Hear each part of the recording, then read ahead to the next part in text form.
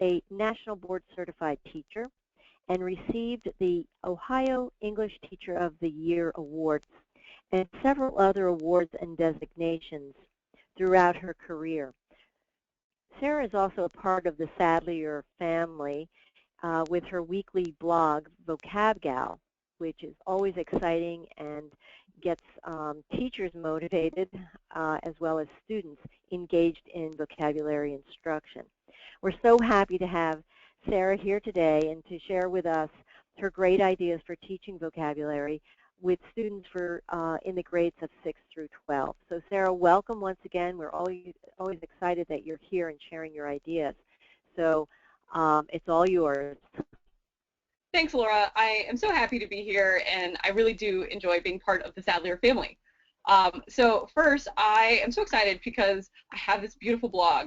And so literally, you can just go to vocabgal.com or you can go to sadlierschool.com, and you can see that I have my own little link here, and then I have all these different tabs across the bottom with different activities and exercises and games, some of which I'm going to mention today. But also right here in the resources, you can click this button and get really everything that I talk about and more when you're looking for a good activity to use or a game that you want to play or a writing activity. They're all listed in sort of one big swoop. So that's where to find me. And so today, when we're talking about these games and activities, I want to have a crystal clear purpose. And so obviously, just like the learning goal states, that I want you to walk away with engaging vocabulary activities and games to use with your students for them to learn new words. That's it. All right, so we don't have too much time, so I'm going to share some of my top ideas. And why I'm doing this, essentially I subscribe to William Nagy's, who's a big vocabulary guru, his philosophy on how students really learn vocabulary. So the first way is that you have to integrate your vocabulary into everything that you do throughout the English class. And so we don't want to just do 2 words at the beginning of the class period, as I do, and then never talk about them again.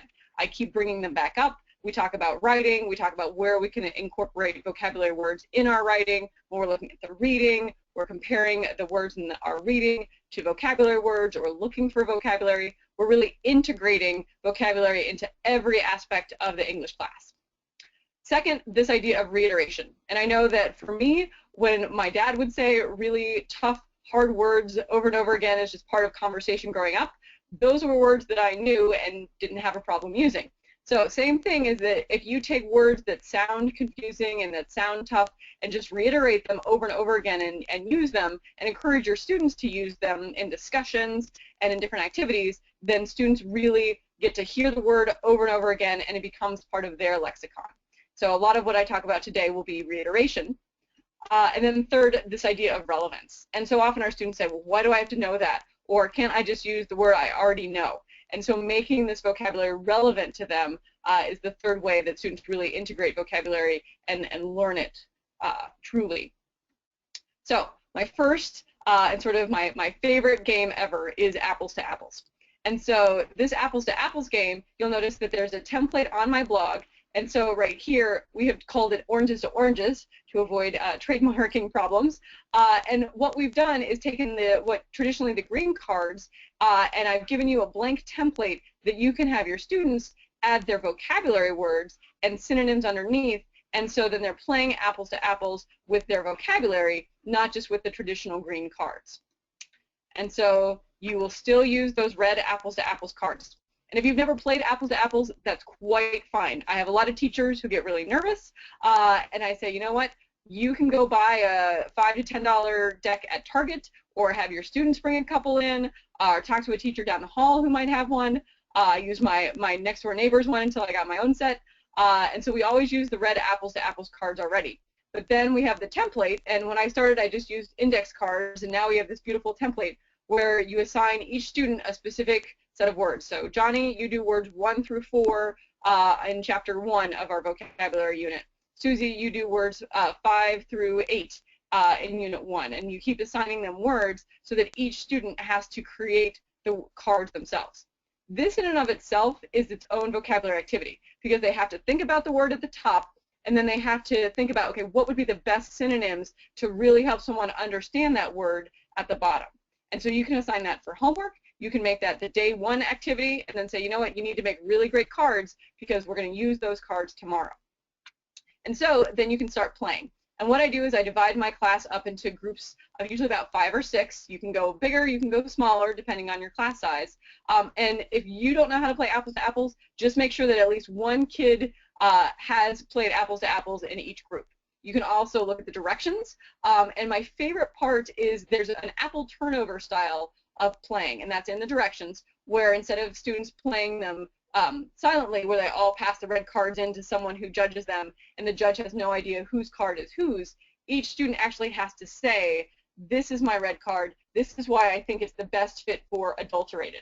And when they have to justify how their red noun card matches their green vocabulary card, they have to reiterate that word, they have to really think about it and use that word and really solidify a meaning with the noun.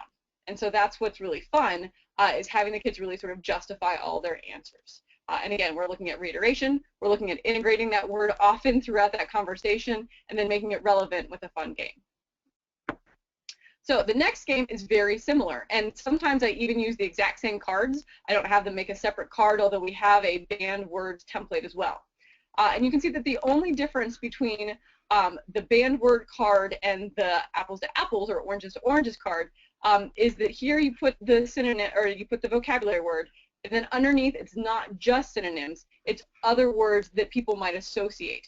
Because in this game, if you've never played Taboo, basically one person has to have his teammates or her teammates guess what their vocabulary word is here without saying any of the words underneath. So again, having students make the cards and really think about, okay, what does affable mean? What would be words that people would want to say to describe affable, but they couldn't? So I'm saying, okay, this is a vocabulary word, and it means someone who is not mean, because I can't say nice. It means someone who is friendly. Oh no, I can't see friendly because it says friends here. So really tripping them up and getting them to figure out how to explain this vocabulary word without some of the key terms is what makes this game fun. And it's also really getting them to think about vocabulary in an authentic and unique way. So again, these directions are in the template that you get to the webinar, and they're also on the website. So again, you assign each student a specific set of vocabulary cards, and then student the timer. The students count off A, B, A, B. Again, this is a group of 6, it's a group of 10. You decide how big your groups are. And then a timer, and you can go 1 minute, you can go 2 minutes, get through as many cards as you can while someone else checks to make sure they haven't said any of the banned words.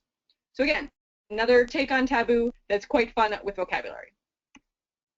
My third game for you is Picabulary. You'll notice a theme here that I like to take games that I find fun to play and make them vocabulary games. And so here, what you'll want to do is you'll divide up into teams originally. And so in every team, everyone is playing for that team. So let's say you divided your class into 4 teams. Then each team sends up one person to be the drawer. And so I tell all of those students in quiet, whispered conversation, I say, okay, the vocabulary word that you need to draw is adulterated. And so then they all go back and they each have a little small whiteboard or a chalkboard or however you want to do it, a big piece of paper, and each student individually has to draw for his or her team that vocabulary word. They can't use letters, they can't use numbers, and whatever team shouts out that word first, that team out of the 4 gets the points. Then the next round, you send, each team has to send a new person up so that there's always a constant new person who's drawing. They send it up, tell them the next vocabulary word, they all go back and start drawing and see whoever can, whatever team thinks of that word first, based on the drawing, wins that point. So quite a fun game to play, especially because I'm not an artist, so trying to find inventive ways to think about that vocabulary word and represent it artistically is, again, a fun way to make vocabulary relevant, to make it exciting, and to think about those words in a new light. So now I'm going to talk about a couple activities. So my favorite one is this one that happened, and you'll see this picture. It's a picture of the Buick Enclave that my family and I rented on a vacation. And I love the word enclave. It's one of my favorite vocabulary words. And I thought, oh, you know, vocabulary words are so often great car names because they evoke such meaning. And so then I thought, well, maybe students should create their own car names that incorporate vocabulary, and then they have to create a commercial using more vocabulary words and synonyms for that car name in their commercial. So you can see here we've got the Toyota Assault, making you the invader of the road. And so here in the description, you'll notice anything that's italicized is another vocabulary word, and then the underlines are synonyms or definitions of invader. And so I just had a lot of fun creating this, and a lot of the students had a lot of fun thinking about vocabulary and creating cars and souping them up. So you'll notice that in the Assault, you can invade each drive with an aggressive front grille, 2 hardy metal bumpers, misleading tinted windows, blunt air horn, impressive rotating tire rims. Got a lot of great description there that's incorporating vocabulary. I have this fun template where the students can write and point out different features of the car. Because I'm a terrible drawer, I would be really intimidated to draw a car. Now, half of your class or a third of your class may be really great artists and they want to draw the car themselves. Great. But we have this template here should your students not be sure about their artistic skills. And also on the template, it again gives you these descriptions of the steps to take when creating this car activity.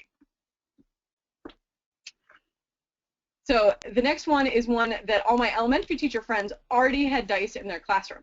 I, as a sophomore through senior teacher, never had dice in my classroom, so I actually downloaded a free app on my phone and encouraged my students to download the free app. There's also a Chrome extension that is dice rolling. So however you want to get dice, if you want to get real actual dice, or if you want to download the dice app or get it as an extension, that's sort of up to you.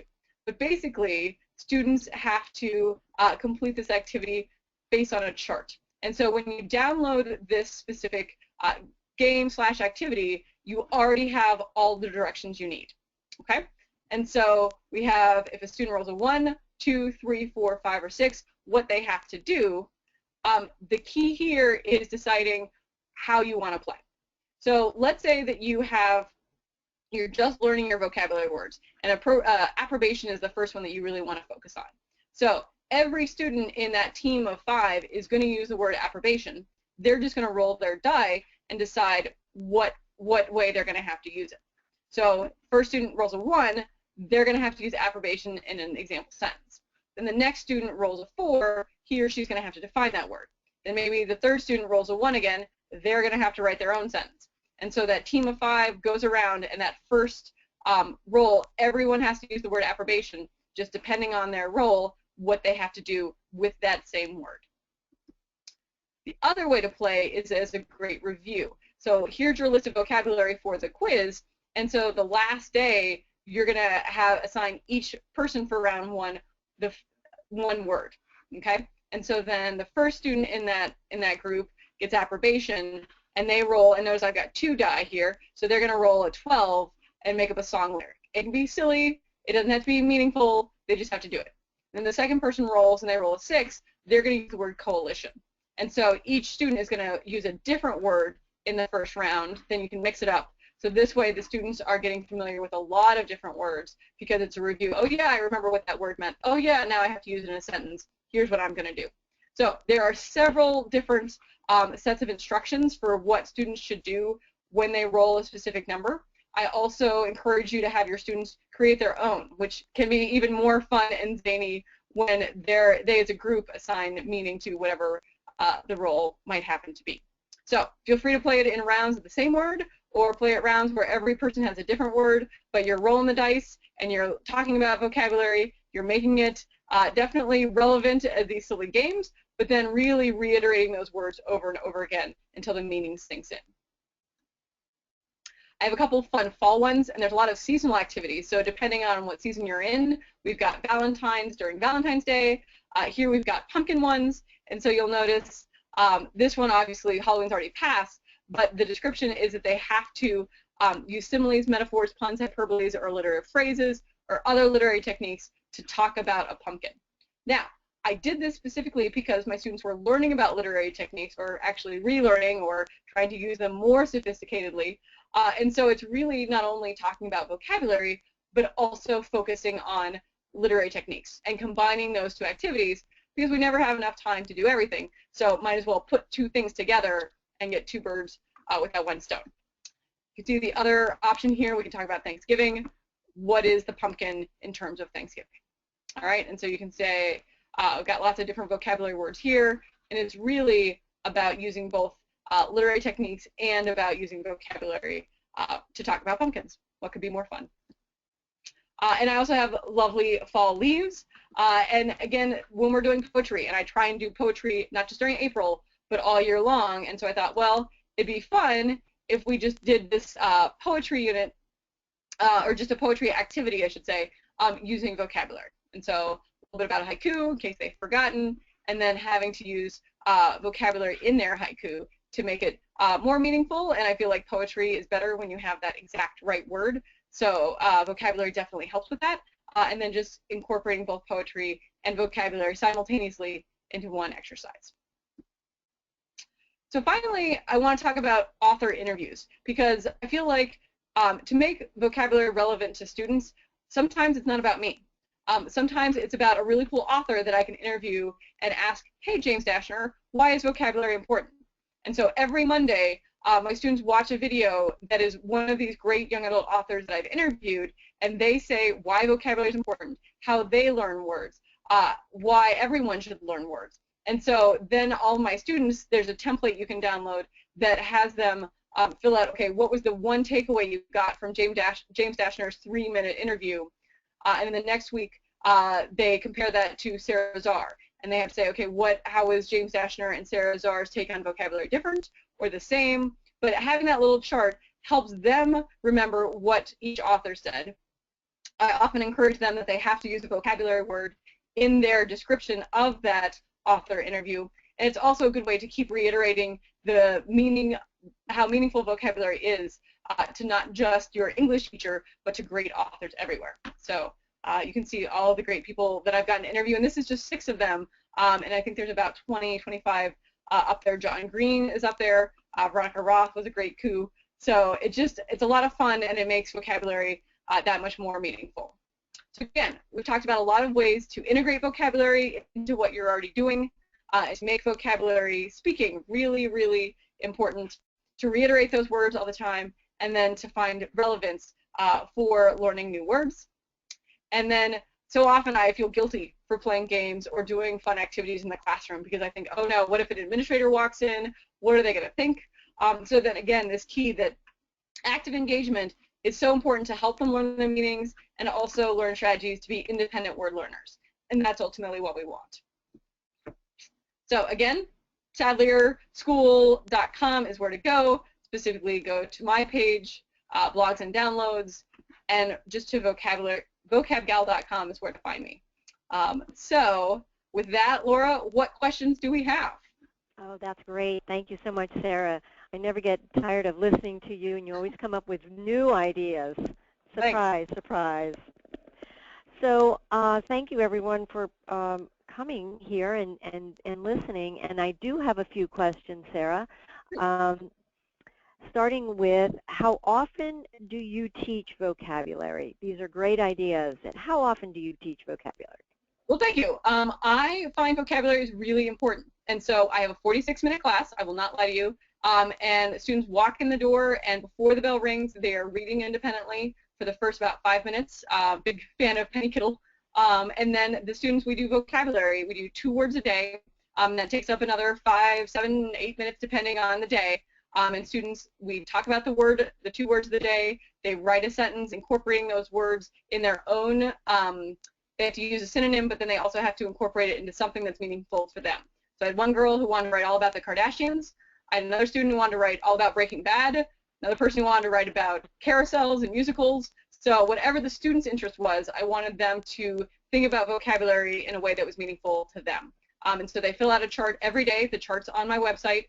And that's what we do. And then we take quizzes most Fridays, sometimes because we have to do 2 words on Friday and then take the quiz. Sometimes that bleeds into Monday.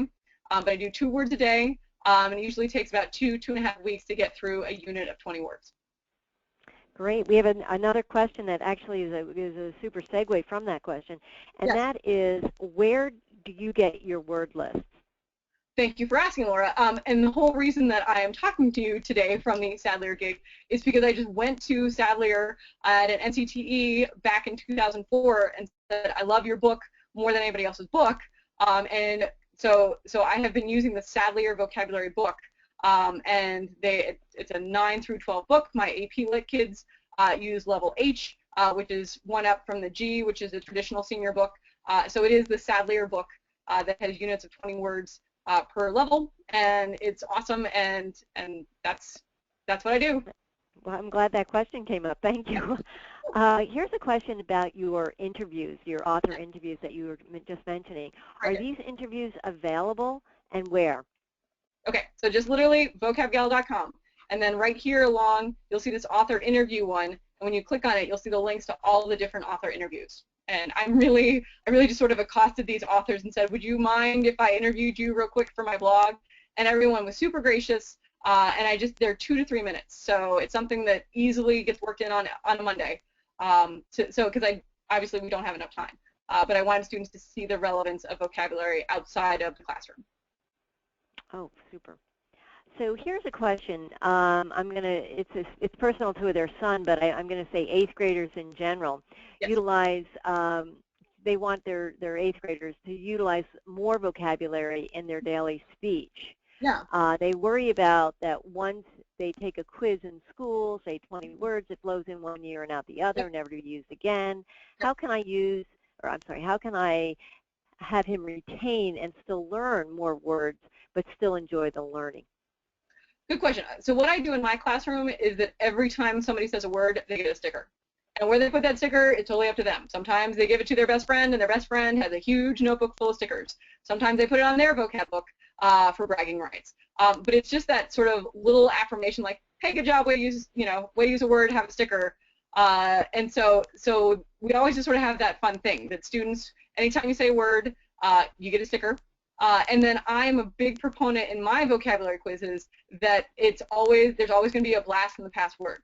So Unit 2, they know that they have to remember all of Unit 1 words because there will be one of those words at least on the quiz. And in Unit 3, there's going to be Unit 2 word, maybe Unit 1 word. And on our semester exam, every single word from the first semester is on that exam.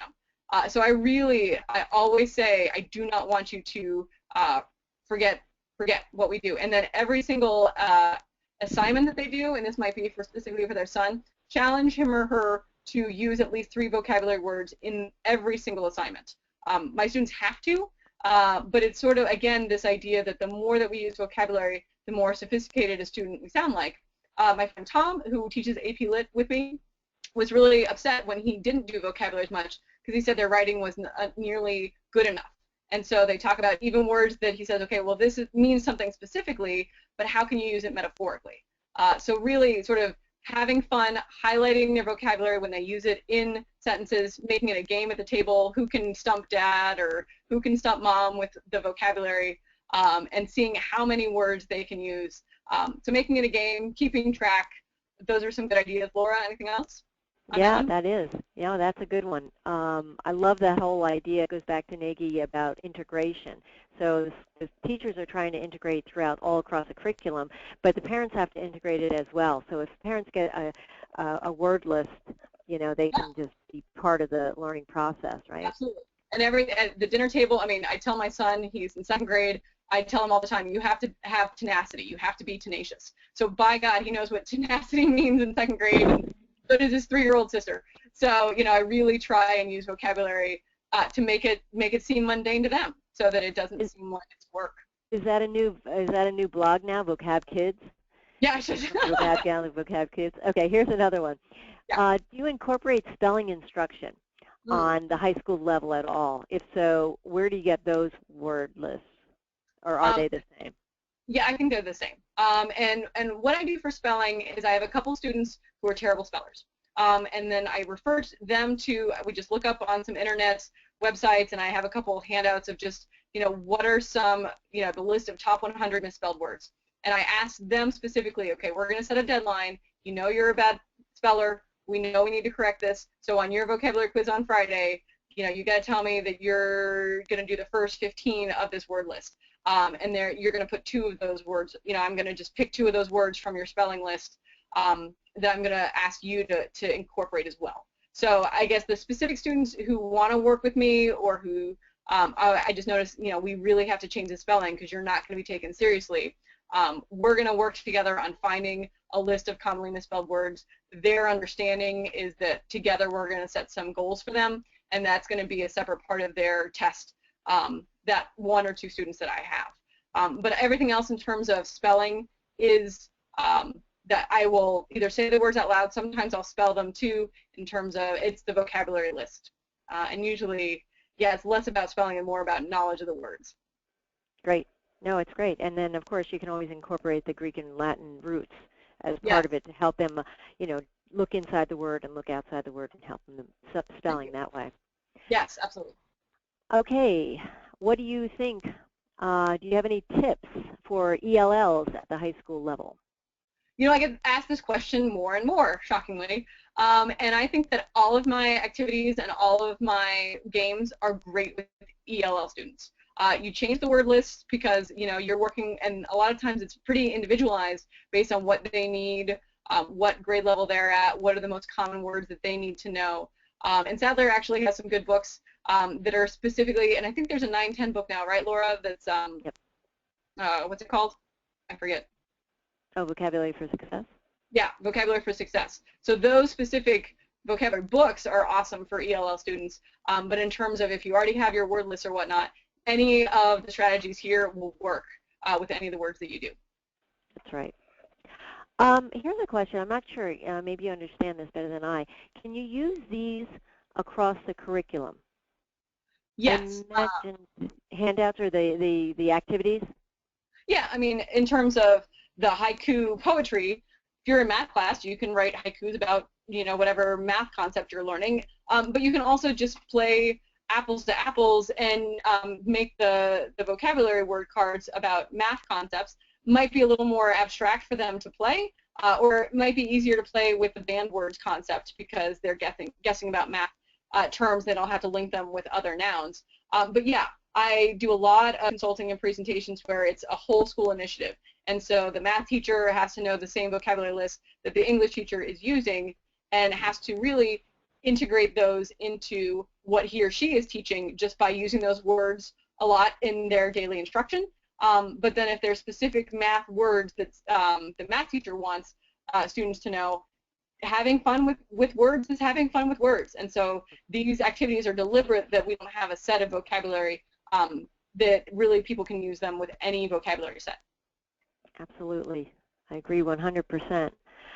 We do have just a reminder I want to say, because we have a question about where are you getting these templates or these activities, and they are online on vocabgal.com under or part of SavvyYourSchool.com. But also in a follow-up email, everyone will be getting all the handouts that Sarah has mentioned. Here's another question. How can you integrate vocabulary with other topics that children are learning, such as social studies or current events? Should they write articles, summaries, stories, or paragraphs? Yes. As you can see, there's a whole section on writing with vocabulary. And again, it's a cross-curricular thing. So the more that, especially you middle school people who talk to each other all the time, I envy that often, that you can use the same vocabulary list, and in social studies, they can use their English words to write about social studies concepts. Or if they're social studies words, they should certainly be writing those in paragraphs and incorporating, if you write a letter like you're from the 1800s, you can certainly use the vocabulary that you're using for English class, or you can incorporate the new concepts that you're talking about in social studies class, and preferably even both. I mean, the goal is to really reiterate and integrate your vocabulary, and so if you can do it cross-curricular and you can do it across every class that the student goes into, then wow, I mean, by the end of the day, they have used that word 5 times. And it's funny side note, I teach with a social studies teacher, our humanities class, and he says he can always tell when he has said a vocabulary word inadvertently when he's teaching because he doesn't really know our vocabulary list. Because the students will collectively gasp. They go, oh! And then he'll say, oh, did I use a vocabulary word? Because they'll all sort of know. So he more and more tries to throw them in just to hear the gasp, and then he knows that at lunch I'll call him out and say, thank you for using your vocabulary. So. Great. That's all the questions we have today, but I'm sure we've got a lot of minds running crazy right now with new ideas to incorporate into classrooms as we go forward. Sarah, I want to thank you for always being so generous with your ideas and sharing them with us, and of course your enthusiasm. I wish I could bottle up. It'd be awesome. We will see you at NCTE. Absolutely. I cannot wait. I'll be at NCTE. I'll be at Allen. Please come talk to me if you heard the webinar today or at some other point. I love when people say, oh, you're Vocab Gal, and I think I just get so excited that people know who I am. It makes my year, really. Oh, that's great. Well, you share so much with others.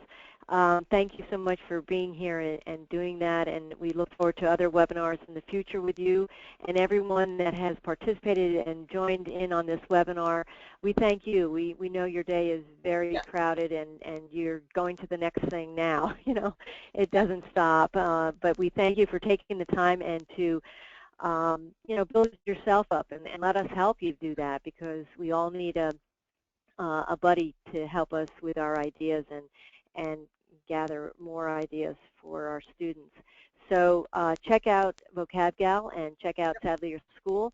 And again, if you have any questions, please contact me. You all are very good at just being open about your questions, so I appreciate that. If I can't answer it, I will send it on to Sarah. So thanks again, everybody. Have a great afternoon, and we will see you soon at another webinar hosted by Sadler. Thank you. Thanks so much, everyone.